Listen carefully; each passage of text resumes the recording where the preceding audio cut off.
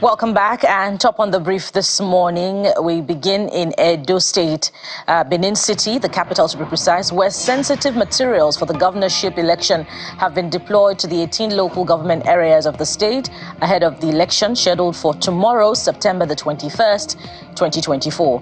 The Commission's resident electoral commissioner, Mr. Anubum Onoha, and the zonal INEC supervisor, Rhonda Gumus, were on ground to collect and distribute the materials at the CBN office in Ring Road area of Benin City to the local government areas.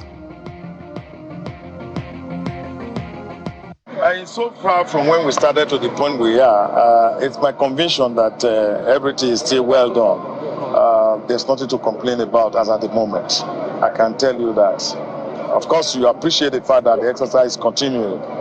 We have not run it up. But from where we started to now, if I'm repeating myself, it is to the effect that we have nothing yet to complain about. In Edo State, still, stakeholders from within and outside the state on Thursday highlighted issues they want the security agencies and INEC to address at a pre-election conference in Benin City, the Edo State capital. At that event, civil society group Yaga Africa raised concerns about areas that are possible violence spots. The police, at another meeting with stakeholders also in Benin City, maintained that it is fully prepared for the election and determined to provide a level playing field for all involved. And away from Edo State, the election now, to other development matters. The Presidential Committee on Livestock Sector Reforms Implementation has submitted its inception report to President Bola Tinubu on Thursday at the State House, Abuja. Addressing journalists shortly after meeting with the president, the chairman of the committee and former chairman of the Independent National Electoral Commission, INEC, Professor Attahiru Jega, said the committee was able to identify measures on how the Nigerian government can judiciously utilize the livestock industry. The former INEC boss said the committee's position is that it would be counterproductive to immediately stop open grazing as a traditional method of pastoralism, noting that both ranching and open grazing can coexist in the short term until there is enough awareness and adequate infrastructure that will enhance the adoption of full ranching. The committee also recommended the adoption of technologies in livestock production in Nigeria. According to Professor Jega, a detailed guidance on the operations of the newly created Federal Ministry of Livestock that was announced by President Tinubu recently has been provided in the report. The report of the committee is expected to be made public very soon with a view to getting more input from the public. President Tinubu had in July inaugurated the Presidential Committee on Implementation of Livestock Reforms to address obstacles to agricultural productivity and open up new opportunities which benefit farmers, herders, processors, and distributors in the livestock farming value chain.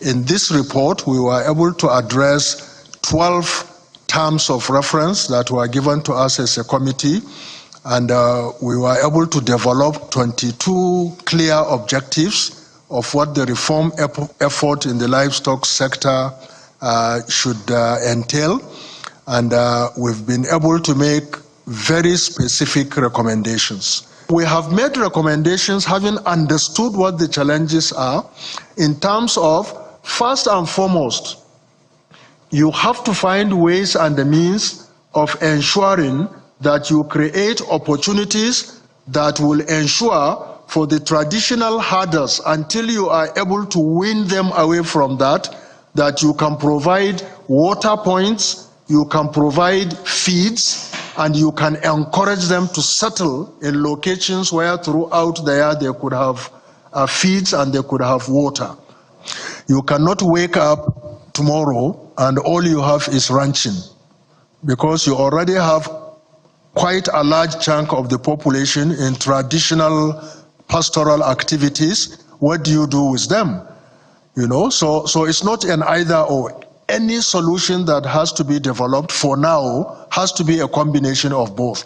While we are promoting the long-term objective is that we now have intensive livestock production. That is a long-term objective. The federal government has commenced the dredging and desilting of the Ogun River downstream between Isheri in Ogun State and Ikorodu in Lagos State to check the perennial flooding which has continued to devastate lives and property in communities around the river. The managing director and chief executive of the Ogun River Basin Development Authority, Mr. Adedeji Ashiru, during the signing off of the Memorandum of Understanding for the project at the Ikorodu end of the river downstream, said this has become imperative in view of the expected downpour in the states, which could lead to flooding. The 10-kilometer dredging project from the Ikorodu end to Isheri in Ogun State is expected to be carried out in phases. And we'll return to the north now. Residents of Kogi State have been asked to avail the police with credible information that will enable them perform their duty of protecting lives and property instead of posting frivolous things on social media that would complicate issues. The Kogi State Police Commissioner, Bertrand Onoha, stated this at the command headquarters in Lokoja, the capital, while reacting to the killing of a traditional ruler, Chief Job Shagari, at Itama community in Dekina local government area of the state. He explained that those responsible for the killing of the monarch will be brought to justice.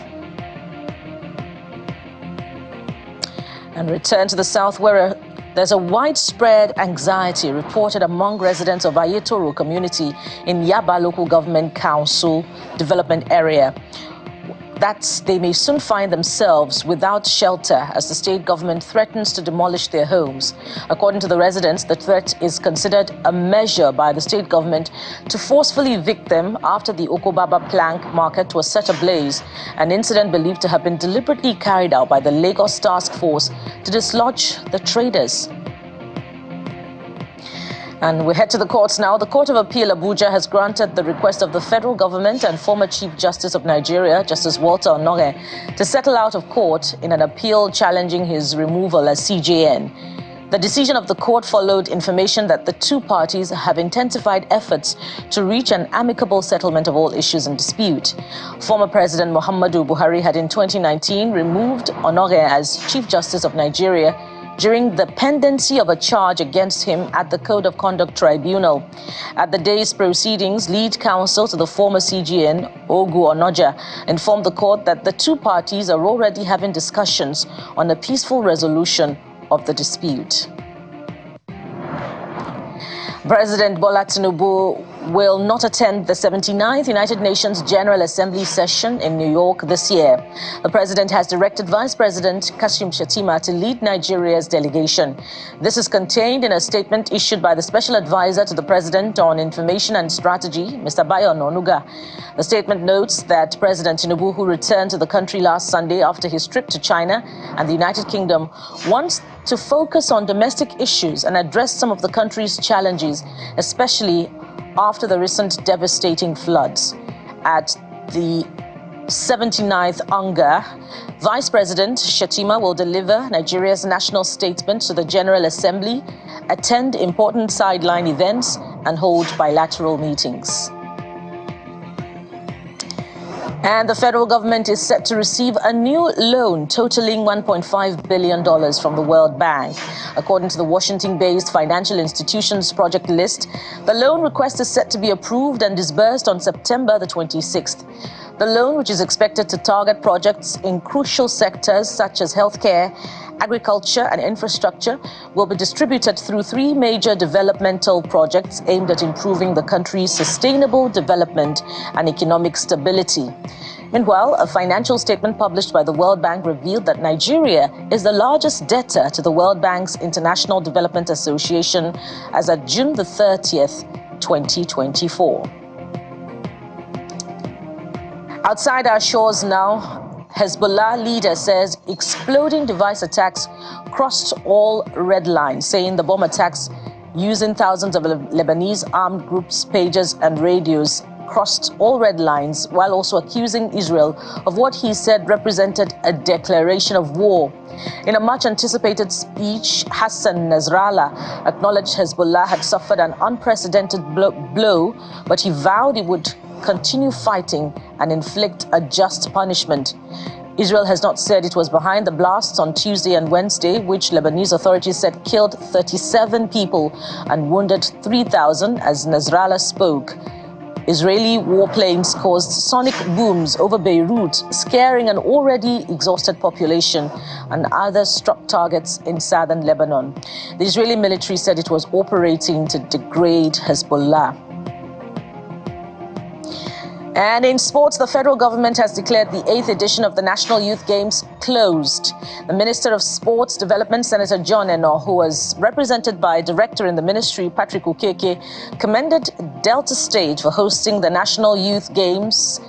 And the minister added that sports remains a veritable tool to empowering the youth and creating a healthy and productive country. The Delta State Governor, Mr. Sheriff Oborevori, who was also represented by his deputy, Monday Onyeme, reaffirmed the government's commitment to staging the competition next year. Officers of the Nigeria Police lowered the game's flags, signaling the end of the competition. And that's it on some of the top stories that will shape the conversation today. But it's time now to review your thoughts on these major issues.